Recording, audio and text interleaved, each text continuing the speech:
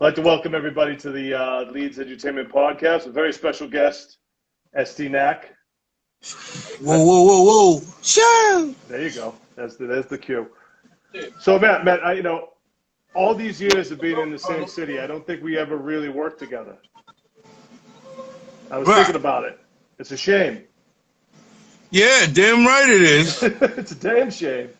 I've been grinding out here for a long time, Leedz. I know. You've been grinding just as long as I've been grinding out here. I mean, I remember seeing your name on things, Tragic Allies, when I was first starting out. Yeah. You are a seasoned vet out here.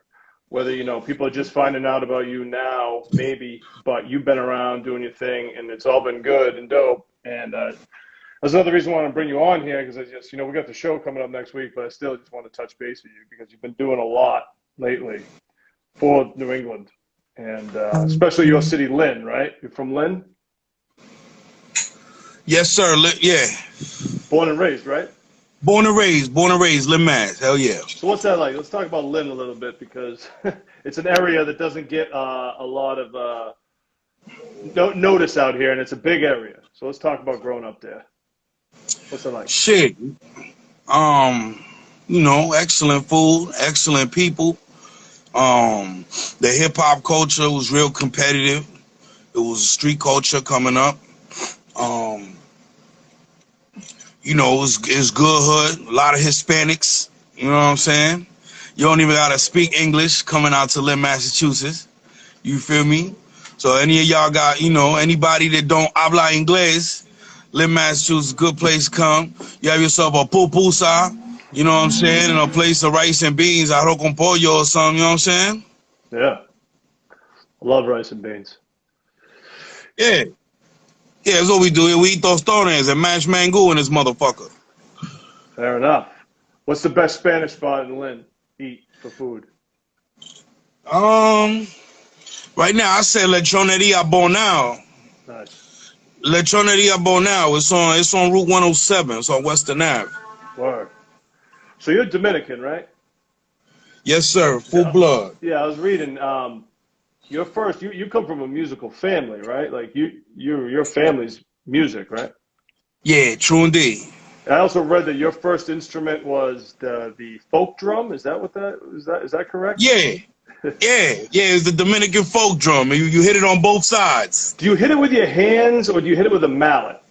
You got one stick. And you got one hand. Ah, so it's kind of like a bongo meets a regular drum. But instead of it being on the top, it sits sideways and you hit both sides of it. Ah, it's dope. You know what I'm saying? Yeah. Yeah, it's dope. So when did the rapping start? When did we transition from folk drum to hip hop?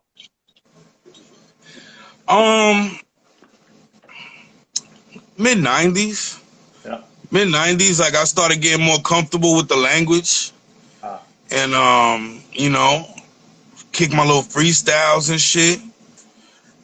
I always was fascinated with the English language and the American culture, and I thought that, since I grew up in Lynn, you know what I'm saying? Like for me, the American culture that I'm supposed to, that I'm from is what I was in front of, which was hip hop, and you know what I'm saying? And like Pine Hill and like Wyoming Square and like places where I wasn't wasn't really familiar with growing up. That was like the other American cultures, you know what I'm saying? Like the alternative grunge and shit like that. But so I seen that as I didn't see that as what I was native to, so I grew up with the hip hop shit. And I was just fascinated with just you know what I'm saying? The physical aspects of it, the way that, you know what I'm saying, the way that we move and the way that we do our thing. So yeah, man, I just started adding on. That's dope. A funny fact, I was actually born in Lynn Hospital. Oh word! Oh shit! You was born in the motherfucking in the salad dressing aisle and shit. Yeah, it's now a Stop and Shop, right? Yeah, it's the Stop and Shop now. I grew up in Georgetown, Mass, and like I said, was kind of close, not super close to Lynn, but we always drive through Lynn to get to the airport, and I spent a lot of time driving through Lynn, and I was born in that hospital, which got knocked down eventually. But Yeah, that's my experience with Lynn. Yo, that's wild, bro. Yeah. For real. So you start rapping and rhyming, and you learn the language. You start the Tragic Allies first, right? Like that's the first hip hop group, right? Do you do that first, or do you solo first? Nah, I mean, I was rocking, when you young getting into this, you start, getting with, your friends and make little groups. Right. You know what I'm saying? Right. So like, Tragic Allies was really like, the first thing that we actually like started putting things out. Right. I had worked with a group called Culture 6. There was the guy that was running it, my man Bugsy, shout out Bugsy. He was living in Queens at the time, and he had put together a group of guys. So, that was like 2004, Mm-hmm. and we dropped Culture 6 Elite. So, I rock with that movement. You know what I'm saying? Right. And but in the meantime, I was working with Tragic Allies here at home. You know what I'm saying? Like they was doing their thing before I even was a member. Right. You know what I'm saying? Purpose and my man Foods, rest in peace. And I just kept featuring on their tracks. They just kept bringing me to the lab with them. Yep. I was still in high school. They bring me to the lab with them. I would get on everything that they would do, basically. So, after a while, it was just like, yo, fuck that featuring Estee NAck shit. Like, yeah, you just a member of the group now. Right. And that was you guys were all 5%ers, right? That was the basis of the group? Part of self? Were you 5%er? I'm a 5%er. Right, but was the whole group in Culture 6, no. is that all 5%? No. Okay. No. We got together off the common cause of rapping. Okay. We was young, we was rapping, so we was working with the similar type of wavelength when it came to like the type of music we like, the beats that we like, right. What we thought was dope, and we challenged each other. So that was that. Yeah. I got the knowledge of myself from King Asiatic Allah, who he moved here in 2007. So promptly after me and King Asiatic linked up, and he was able to give me these keys. That's when I grew my development as a 5%er. And it's present in the music when you listen to the music. Absolutely. When you go through the timeline, you can just see how I was impacted. Yeah. So, at what point do you link up with Rec Shop? Because I know Rec Shop, he started off as a promoter right around the same time I did, and you guys were his like #1 act. He was pushing you guys pretty hard. Let's talk about your relationship there and how that all started and how that went. I mean, that's pretty much like, it's pretty much the same way with the Tragic Allies. I mean, we was here doing what it do. You feel what I'm saying? Right. Like, so our common cause and our ambition and our drive brought us together. Like, we just did the same shit. Yep. You know what I'm saying? Like, and Justice Born was a B-boy. You know what I'm saying? Shout out Justice Born. Justice Born was a B-boy. Yep. And he was an organizer. Yep. So, we rapped. He was able to organize, bring together the B-boys and some graph artists and this, that, and the third, and we add on. Right. So like, just from time of just doing a good job together, you build that type of bond. Absolutely. So, we worked for over, we've been working since the mid 2000s, you know what I mean? And we're still, it's still a work in progress. It's you know what I mean? Yeah. Let's talk about some of the albums you put out on the Tragic Allies. There's like 4 or 5 albums, right? And isn't there one with Tragedy Gaddafi too? A whole album. We did 7 Gems with Tragedy Gaddafi. Yeah. That was the last Tragic Allies release. Yeah. It was in 2013. Yeah. 2013, I want to say. Right.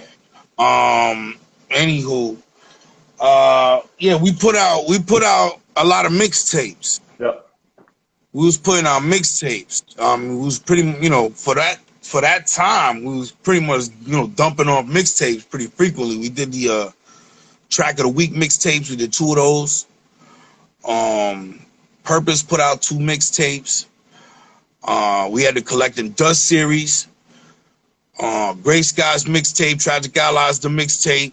We did the Tree of Knowledge of Good and Evil, which dropped in 2011. So there was a lot of work that we was putting in. You know what I'm saying? So we was always bubbling, like buzzing right there under the radar. Absolutely. We was always somehow just tapping in with greats. You know what I mean? From years back. Yeah, and the group members, if I'm right, it's Purpose, Code 9, Paranorm, and I'm saying, was it Fuji? Is that how you pronounce his name? Fuji, rest in peace. Fuji, yeah, Fuji, and Lord T Double. Lord T Double. That was the group. Lord right? T Double Beretta Spray. Word is bond. Yeah. All great MCs. Yeah. You know what I'm saying? Like, Fuji was the heart. Fuji was, you know what I'm saying? Like, with time, Fuji, he sort of fell back. You know what I'm saying? But he was, he was still like more like a inspirational figure. You know what I'm saying? Sort of like the Pope or the royalty in England. You know what I'm saying? That they like the heart. You know what I mean? Yeah, absolutely. And now you talk about. I read a quote of you saying like, you guys kind of Tragic Allies came out a little too late for that era. Like the sound you guys were doing was kind of on its way out. Like on a massive level. It still exists, but it wasn't as big as what it was, and you guys kind of came in on the end of that. So it's kind of probably why it didn't take off like it should have took off. Yeah, I mean, I think our stuff was good, but it was just a little behind. Right. We didn't have the, we didn't have the formula musically, or the drip musically to carry it through. With that sound, you see what I'm saying? Right. So like, I feel like anything can go at any time as long as it has that thing to it. You know what I'm saying? Yeah. So after Tragic, does Tragic Allies just break up, or does everybody just go on its own way? Like, what happens? Nah. I mean, I just there's no breakup. We just we doing our thing right now. Right now, me and Purpose have been working on his tape. Okay. So it's just kind of everybody just kind of went in their own directions. It wasn't like originally this is the idea. Right. You know what I'm saying? Because we all considered ourselves amazing solo rappers that can stand on our own too. Yeah, absolutely. We consider ourselves, guys that can hold it down on our own and make an album without no features. You know what I'm saying? So like, we kind of started doing that. We started working on, everybody started dropping solo stuff. Yep. I started working out of the mini mansion around like 2015, 16. What's that? The mini mansion. What is that? That's where that's where all the stuff that has come after Triple Black Diamonds. Yep. Since then has pretty much been there except for the Grubby Paws projects. Right. So like I think what's also was a key factor is you link up with Al Divino, right? You've mentioned that Al Divino, it was a big, his unconventional style was a big influence on you in your solo career. Is that true? Can we talk about that? Indeed. Yeah. Yeah. Yeah, Al Divino, he was just different. Different type of fun making music. Yep. Kind of hypnotic type of tunnel vision. Yep. That's rarely seen. Right. You know what I'm saying? And I just let I let myself be. He seemed a lot more like passionate. He seemed like that passion that I sort of had when I was, first, really like starting to like really put together good shit. So I just like watched him. Right. You know what I'm saying? And I let myself be young for a minute. How so did you let yourself be young for a minute? How I does let that? myself be young, you know what I'm saying? I just let myself observe and just, Oh, be free and not be this guy that knows all this technique and, yeah, all this technical shit, and all this. I've been in the game this many years, so I know, you know what I mean? Like, I right, just kind of just act like I don't know shit. right. And, he was giving me guidance. He was like, yo, this is what I want you to do, blah, blah, blah. And I just let that happen. You know what I mean? So he was like producing you. Look, yeah, the Triple Black Diamonds was supposed to be my album. Yeah, but that being turned into both of you guys. And Right? he just kept that's what I'm saying, the innocence, the artistic innocence. It was supposed to be my album, but he just kept splashing on every song. Right. And we were just like, yo, this is amazing. Right. It was natural, like that happened, when me and Divino started getting together. Like there was like sparks flying, you know what I'm saying? Like we were just doing shit and nothing mattered. What year is this? It was dope. Is this like around like 2015 at this point? 15, yeah, 2015. Yeah.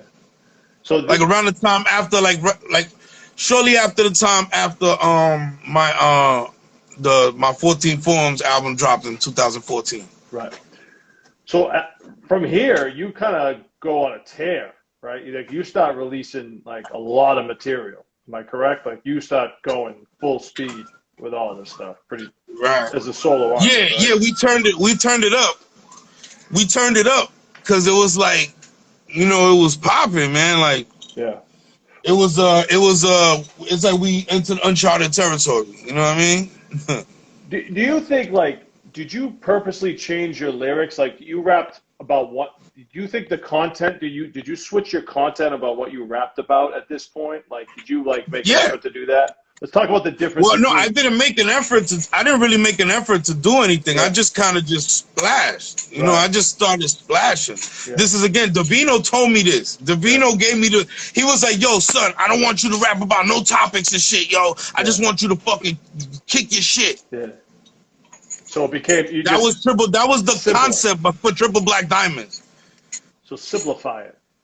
Yeah, pretty much. You know what I'm saying? Yeah.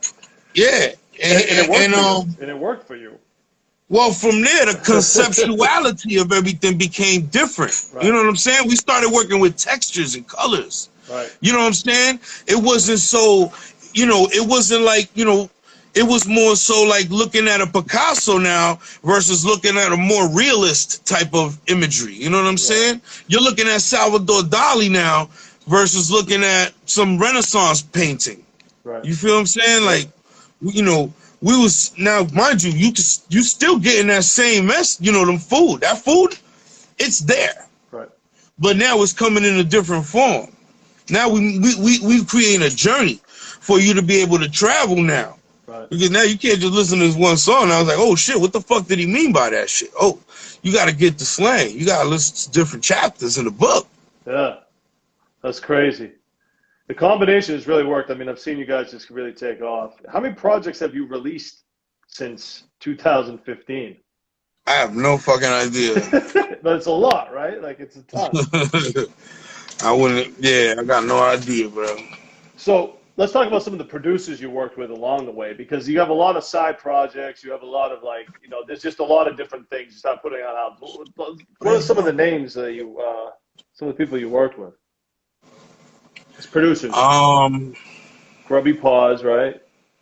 Grubby Paws. I fuck with Grubby Paws. How do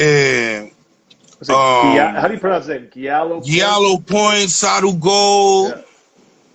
Yeah. My man Superior out in Germany, you know what I mean? Yeah. I work with a whole bunch of other guys on smaller stuff, man. But these albums, they was fun to do. What is some highlight albums? Like, what's ones that like stand out to you as like this process was like wicked crazy? Besides the Divino one we just talked about, is there any that really stand out? Like, wow. That project Surfing on Gold, that was another key moment in my elevation as an artist. As far as the process. How so? Just Sadu's production was just different. You know what I'm saying? Like the type of beats that like he was making available to me was just some different technology, man. Yeah. You know, so I was able to employ different technology because remember now I'm letting myself be in a vulnerable state artistically, so I could let me just drop some fresh. So you know, this nigga was sending me some crazy shit, crazy ass joints. It was making me think crazy. You know what I mean? So then, like that's, you know, I entered the pocket on that album, so to say. I learned how to get in the pocket on that project. Dope. So all this work, these projects, all this new sound, it's all working for you, building up a buzz, and eventually you land on Westside Gunn's album. How did that? How did you know? It was the Hitler Wears Hermes 7. Is that what it was? 7, yeah. And Banana Yacht's the track. It's just you on it, right? How does that happen? How does that happen? How did that all happen? Shit, Wes is hot. You know, Wes is a ill dude, man. He's a, you know, that curating shit that he be talking is right and exact, because he been doing that. Like, you know, Wes just reached out, man. He's like, his ears there. So you know what I mean? His radar is crazy. Yeah. And he just, you know, tapped me in and he said, yo, I need you on this. And boom, he sent me the beat. I was fucking with the beat. Shortly after, I sent him, I did a verse, and then I was like, I'm not sure if I like that. You know what I'm saying? Let me send another verse. And I'm like, you know, yo, you got options, nigga. You know what I'm saying? So you know, and then he kept the shit on the goddamn song. You know what I'm saying? So you kept the first verse that you didn't really like as much as the second verse. No, I mean, it's not that I didn't like it. I was just like, you know, is that the verse? Yeah. And I did another one, and I was like, yo, just, you know, I let him grab, you know, he could grab whichever one of these verses that he fucked with the most, you know, and that'll solidify. Because remember, I'm like, I'm not caring. I'm just like, you know, going. You know what I'm saying? Yeah. So I don't like to, you know, double guess myself too much. Yeah. So I'm just like, fuck it. I'll just splash another verse. He can pick whatever he thinks. He'll be the judge. You know what I'm saying? Yeah. And he ended up just keeping. He kept both verses. And in the middle, you can hear, yo, you got options. Oh, okay. You combined them. Yeah, he did. I mean, he didn't do anything. He just left the way I sent it to him. That's how he splashed it. That's crazy. Yeah, I mean, they mixed it obviously and did all that, but they didn't move anything around. He just left the shit and then he threw his hook on the end. Right. So and from there, he takes you on. You perform. I saw you open up on the Griselda. Not open up, but like do that song at the Griselda show in Boston. And I saw that you did it in New York too. You did a couple. Did he bring you on all the shows or just those two cities? Nah, we just them two joints. You know what I'm saying? Just local. You know what I'm saying? Yeah, that's a good look though. Yeah. Wes. You know, Wes. You know, he's like, yo, I'm out here. Pull up. Yeah, that's crazy because I saw him tweet when he originally said that. When he tweeted you, you know, and said I'm a fan and checked out all your shit. That was dope. Right. That's a big moment for New England, bro. Yeah, man. Yeah, yo, and yeah, I just, you know, that was peace, man. That was super peace. It was super peace that Wes, you know, would just, you know, reach out and do the thing, man, because you know, a lot of guys don't do that. You know what I'm saying? A lot of guys don't do that, you know. Yeah. But you know, he know what he's doing, though. You know what I'm saying? Like, you know, now he's saying, nigga, look, yo, I'm the curator out here. You know what I'm saying? He's writing exact because you know what I'm saying? Like not many people have really done what he's done as far as like putting people on this platform and where it benefits him. You know what I'm saying? Where it works for him. You know what I'm saying? And that's just genius. It's amazing. How influential do you think the Westside Gunn and Griselda are right now on the game? I mean, yeah, very influential. Of course, very influential. You know, it's like a holy trinity. Like, you know, guys like Rock Marciano and Westside Gunn and you know, Kaz and alchemists, you know, that you know, little organism. You feel what I'm saying? Yeah. They've really opened up a lane in hip hop that didn't really exist until it was going away, but they've widened that lane a lot, I think. Right. Yeah. So guys Well, like you, they definitely brought the vibe into the household. yeah. Why do you think it worked so well for them? And others had tried it, but like, why did it work so well for them? Well, I mean, they got their sound, they got their you know, they got their aura. Yeah. You know, they shit works. They got you know, they beats is fly, they rhymes is hard. The visuals come in, you know what I'm saying, come in, and it, you know, the aesthetic is on point. It's aesthetic, man. Like, some people got the aesthetic. Some people just, you know, it's like, yeah, the rhymes hot, beats side. Yeah. So, you know, the aesthetic has a lot to do with what people are putting out and how people are perceiving the art. Right. Right. You rhyme over a lot of stuff with no drums, correct? Yeah. What's your thoughts on Fair to that? say. What's your thoughts on Fair to that? say. What's your thoughts on that? Because I hear a lot of people complain about that, and go either way. Like, people love it, they hate it. But what's your thoughts on that? Because you used to rhyme on drums all the time, and now it's like, Right. So you've done both. So you're the best person I could ask this question to. I mean, I'm gonna keep it real. We was rapping on beats that had no drums since 2004. We had a beat with no drum 2004. On several of our tapes, we've had beats with the minimal drum. You know what I'm saying? Mm-hmm. We just didn't do it frequently. That was always like a bonus type of, you know what I'm saying? Like, the mentality before was like, this is like a bonus type joint, right, type of beat. You know what I mean? Like, you know, we rapped over the North Star, the joint at the end of the Only Built for Cuban Links. Yeah. Yep. Heaven and Hell. Yeah, Heaven and Hell. That's what it is. Heaven and Hell. What do you believe in Heaven and Hell? We did that. Right. So, like, we were intrigued at the idea of rapping on beats that didn't have these drums and shit. You know what I'm saying? You know, so other guys open the lane. You know what I'm saying? Other guys open the lane. You know, Rock Marciano on Marsburg and Reloaded. For me, it's for me. You know what I'm saying? For me, it's the Reloaded part. You know what I'm saying? Where, like, just the mentality of this whole shit was just shattered.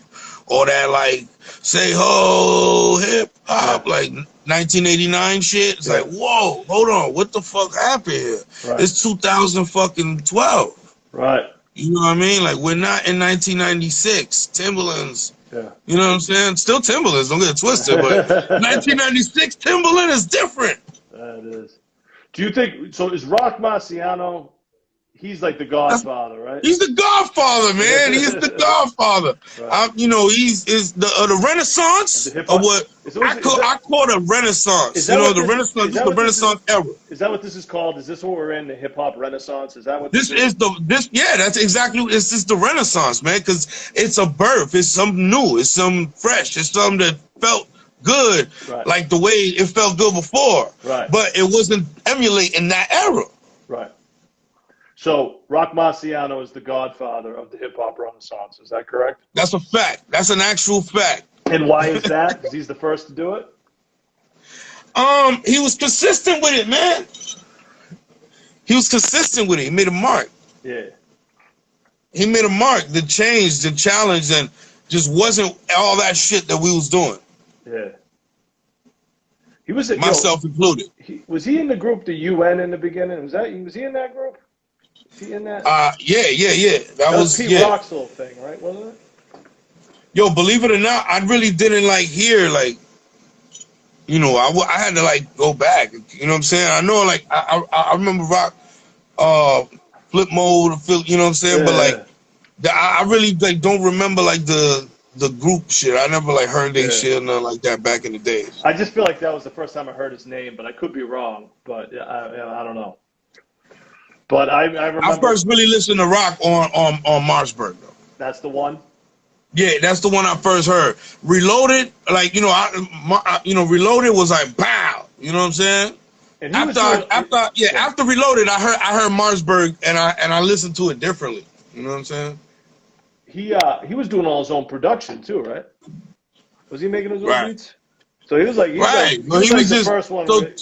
check it out. Right. Yeah. What he was doing was he was just putting together fire loops and breaks and shit like that, and just fucking going off. Right.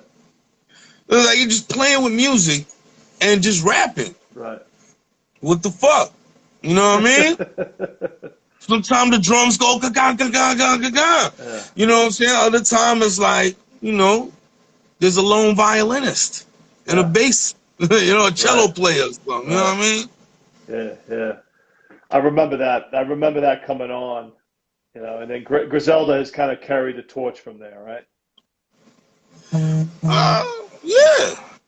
I mean, we got it.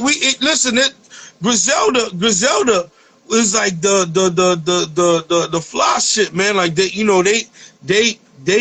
made moves, and they moves got them to where they was able to put this whole shit on a platform. You know what I'm saying? They was able to make it so that, you know, boom, Estee NAck gets on the Griselda record, and it's like, yo, this is great for New England. You know what I'm saying? So, like, you know, hell the fuck yeah, man. Yeah. You know what I'm saying? Anything that normalizes, you know, not so much normalizes, but spreads this philosophy of fly shit. You know what I mean? Yep. Hell yeah. Rock, Griselda, you got to give it to these guys. Rock, Griselda. Look, we got guys like DJ Muggs is back in the game. Like. Yeah. I was going to say, you've done a joint with DJ Muggs, right? Muggs did an album with Divino, right? With Divino, yeah. I did a verse on. Yeah, I did a verse on it. You know, and you've also appeared on what? Vinny Paz's album, Hush Kingpin, Snow Goons, Rome Streets, Danielson, Recognize Ali. You're on all these guys' projects. This underground hip hop renaissance, you know, you're one of the main players now in this whole thing. You know, you're featured on all these guys' shit. Yeah, How's that I'm working. feel? I'm focused on working. I'm focused on just like working hard, man, and inspiring people, bro. That's it, man. So we can all get to this, to what we got to get to, man. It's got to feel good at this point, though, being in the game as long as you've been in the game, and more, almost 20 years, and being at this point now where you're like, wow, you know, people are noticing, there's a movement, all this stuff. That's got to feel good. Well, it's a blessing. It's a blessing, man. You know, but you know, I'm gonna tell you this. All this was, you know, this was predetermined in advance. You know, my history is written in advance. Yeah. Think and Grow Rich, Napoleon Hill. You know. Yeah, I feel. Where there's you know, where there's undeniable passion and desire. There's something to be. Right. So what now? What's next? Keep dumping. I just keep dumping. This is what just keep dumping. Keep dumping. Yeah, keep dumping. You know what I'm saying? Yeah. You know, I've been, you know, throughout the pandemic, you know, I've been working on my mood and shit, making sure my chi is right. What's that look like? You know what I'm saying? How do you make your chi right? I'm curious on that one. You know, I just chill. Yeah. I just do my thing. You know what I'm saying? Right. I get the feels. I observe life. Yeah. And you're still in Lynn, right? Sometimes people get discouraged. As an artist, you gotta just chill. Some people get pressed and just, you know, discouraged. And, you know, I feel like, nah, if you get pressed, it's gonna come out in your art. Your art's gonna feel, you know, shit's pressed. This guy's tight. Right.